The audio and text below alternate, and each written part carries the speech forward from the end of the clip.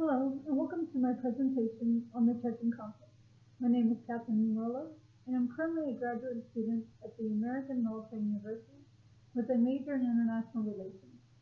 This talk is based on a simulated conflict, exploring specific types of diplomatic engagement in the pursuit of conflict analysis and resolution studies under Dr. Syed Ahmed.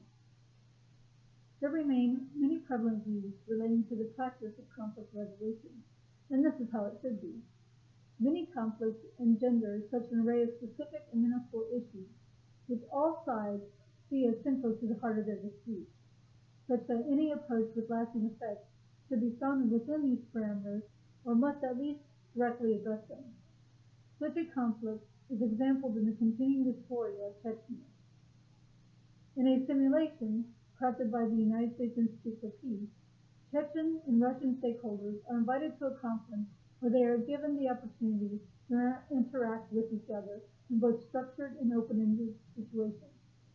The workshop environments are comprised of exercises that focus on trust building and the breaking of preconceived, stereotypical perspectives, while also providing unstructured social interaction, which allows time for personal dialogue and non-committal, low-pressure settings.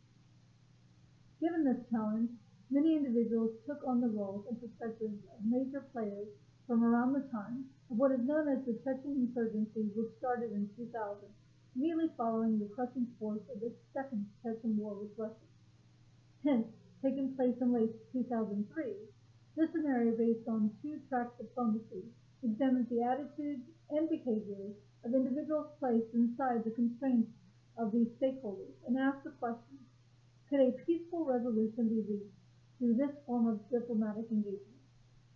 This conflict is especially challenging because of the history involved, which stretches back to Tsarist Russia under Ivan the Terrible in 1659, when much of the Caucasus region was taken from the powerful Ottoman Empire. This origin resulted in a mostly Islamic, meaning religious identity. However, despite the prevalence of the Islamic faith within the northern Caucasus region, as well as the surrounding states, a closer look at today's current conflict would show that it is actually Chechen nationalism which has remained the dominant factor in the struggle for Chechen independence.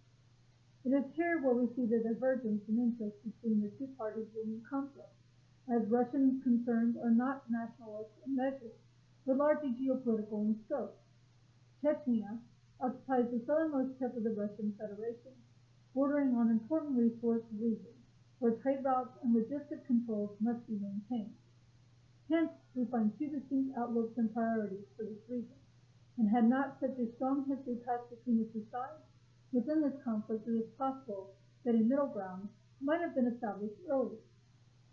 Even late in the struggle, during Mikhail Gorbachev's perestroika movement, Chechnya missed an important chance to work within the system and to further its goals of independence by electing a moderate government, as many other Soviet bloc nations were doing. Instead, Chechnya became the last straw in the fear of the Russian regional decline, and has come to represent the linchpin of Russian influence in the northern Caucasus region. It is within this background that we find the Russian-Chechen conflict illustrated in this simulation.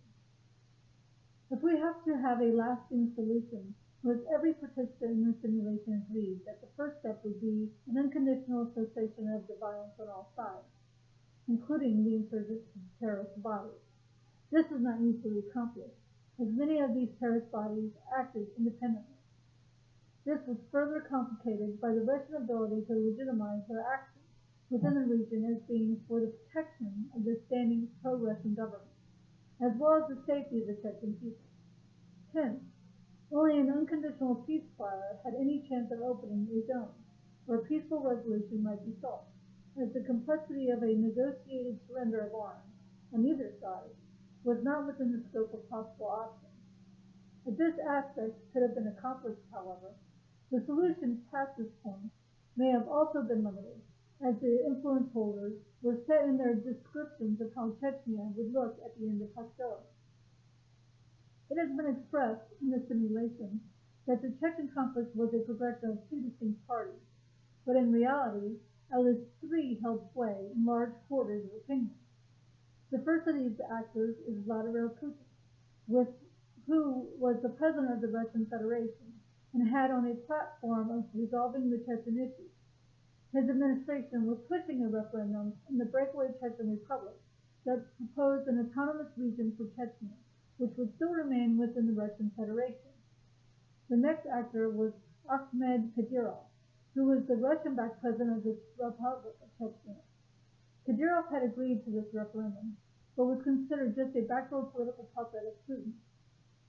Lastly, Shamil Basayev represented the third influential power, and could be characterized as the leader of the Chechen Revolution for Independence, or, from the pro-Russian side, Basayev was the mastermind of many horrible terrorist atrocities perpetrated within Chechnya and Russia, and the leader of the Chechen terrorist insurgency. Basayev insisted that only solid independence from Russia was an acceptable end to the conflict.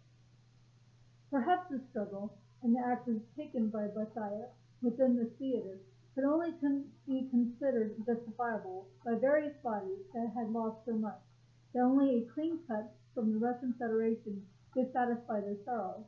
But one thing is certain: Russia gained legitimacy in its invasions of Chechnya based on many of the terrorist attacks perpetrated by Basayev and his warlords. The strength of the Russian argument to claim the Chechen territory as part of the Federation became less of an open question as the local issues surrounding the conflict switched to an extension of the global war on terrorism.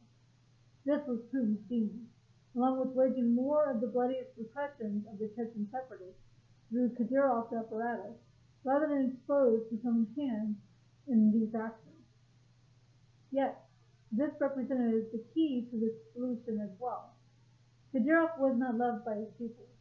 Had they, as a body, been consulted on how to move forward, it was likely that they would have demanded a fair election of government, with limited autonomy from Russia as a starting point. This would have been a line drawn within the conflict that would have united all but Basayev and his warlords. With the strong input of the people, no matter how much of a problem Kadyrov presented, his numbers were likely to decline over time, with the majority of the Chechen people backing limited autonomy. This is because many people saw the Chechen government as corrupt and believed that Russia did, in fact, offer a better chance at economic stability. Many also wished to maintain a close relationship with Russia. A strong, inclusive approach, working with all the affected parties, mothers, young soldiers, and the general working public, may have offered a very different solution from even the current picture, which has been composed by the elite within these structures. These are the larger lessons from this horrible and costly conflict: the inclusion of the people who are directly affected and called upon to make the sacrifices might have yielded more peaceful solutions in the short run, and could have minimized the chaos of insurgency conflict, where often citizens were targeted, and collateral damage and deaths were the norm rather than the exception. Power brokers and the general elite in any structure often have very little to lose within a war or conflict, and much to gain in greater power and wealth acquisition. The international community has formally recognized that the proposition of sovereignty of government rests wholly in the concept that this sovereignty is derived from the individual constituents of the state. It is time to embrace the same idea in conflict resolution. The individual people within a state must have their say in such conflicts and be allowed to seek different methods of resolution than the elite classes among them use to acquire the desired ends. This is the lasting lesson. This is the inclusion of voices that would speak for peace and cooperation. This is the future of conflict resolution. Thank you.